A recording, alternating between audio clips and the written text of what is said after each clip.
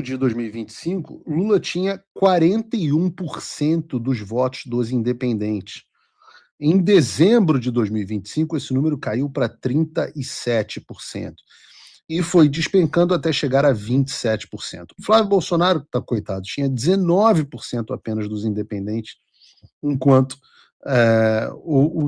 ele foi subindo gradualmente até chegar atualmente a 32%. Ou seja, Flávio Bolsonaro hoje tem uma votação entre os independentes, entre os eleitores do meio, aquele que os caras da Faria Lima diziam que era fundamental ter o Tarcísio, porque senão a gente não conseguiria o voto dessas pessoas. Hoje, Flávio Bolsonaro, rapidamente, né, a gente anunciou a candidatura dele em dezembro, para janeiro, e ele alcançou 32% dos votos e ultrapassou o Lula. E, de fato, isso é muito grave para o governo Lula, porque quanto mais o Flávio Bolsonaro falar e aparecer, eu venho dizendo isso, mais ele vai subir nos números.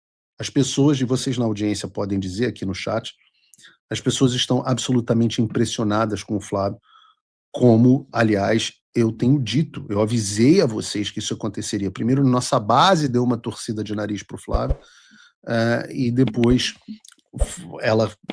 o Eduardo colocou o apoio dele inequívoco ao Flávio, isso ajudou muito o Flávio na base, a base foi vendo a qualidade do Flávio Bolsonaro, mas esse avanço depois aconteceu também junto aos eleitores independentes. A gente sabe que o discurso, o modelo do Flávio é um modelo muito agradável para os eleitores independentes. Então a gente antecipou que isso aconteceria para vocês.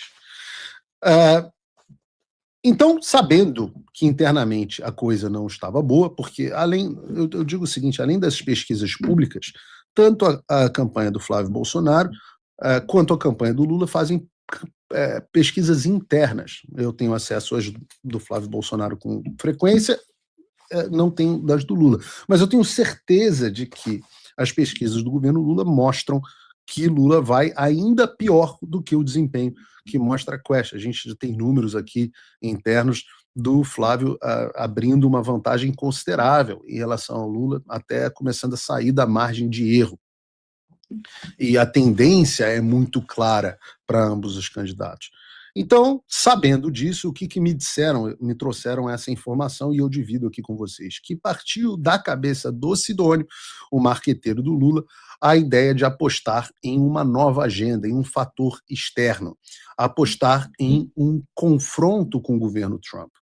E a razão é que o Lula tem a expectativa de que Trump responda, como em geral responde, a problemas diplomáticos com os países. Ele fez com a Colômbia, ele fez com a China, ele fez com o Reino Unido, ele fez com a França, ele fez com o Canadá, ele fez com o México. Sempre que há um conflito geopolítico de qualquer natureza, a primeira reação do Trump tem sido responder como? Aumentando ou impondo tarifas. E geralmente elas são efetivas, e Trump vence essas negociações porque ela tem o potencial de prejudicar muito a economia desses países. A expectativa do governo Lula é que Trump reaja assim, aumentando as tarifas, da mesma forma que fez com todos esses países e fez também com o Brasil. Se vocês lembrarem, a época da tarifa Moraes, nós tivemos que domar um pouco a fera, o Donald Trump, para que ele orientasse o caminho, não em direção às tarifas, ele começou impondo as tarifas, mas em direção ao que a gente queria, que era a Magnitsky. Mas o fato é que o instinto de Donald Trump geralmente é reagir com tarifas. E é exatamente isso que o Lula quer. No entendimento do Sidônio e do Lula, as tarifas aplicadas no ano passado o favoreceram. Eu tenho dúvidas legítimas sobre o quanto isso realmente o favoreceu, até lendo as pesquisas. A gente estava vivendo um momento em que coincidiu com o fim do julgamento Bolsonaro, a gente estava acompanhando muito o assunto de desgaste do Bolsonaro, houve uma descarga colossal de verba na SECOM, que nós noticiamos aqui, e a própria entrada do Sidônio, que deu uma arrumada na comunicação do governo, tomou várias medidas muito inteligentes, né, como inclusive esconder a Janja, que está desaparecida, se vocês repararem, e era uma fonte enorme de desgaste constante para o governo Lula. Então, existem vários fatores que eram independentes da tarifa no ano passado e contribuíram com o suposto aumento marginal de popularidade do governo Lula, que já se desfez por completo. Mas seja como for, o Lula acredita, independente da minha avaliação, o Lula acredita que as tarifas foram benéficas para ele e, portanto, ele partiu, sob orientação do Sidônio, para essa tentativa de impor novas tarifas ao Brasil. Lula está tentando impor novas tarifas ao Brasil. Esse é o plano do Lula. Assim, recebi informações de pessoas bem conectadas com o próprio governo petista.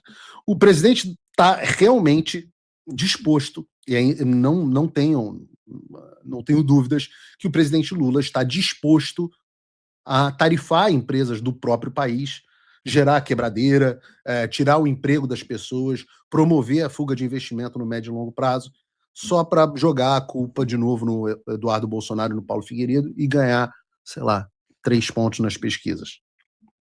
E não se assustem com isso. Não se assustem que o governo esteja disposto a quebrar as empresas brasileiras. Esse é um governo que faz coisa pior. Esse é o governo que faz lobby para o PCC e para o Comando Vermelho.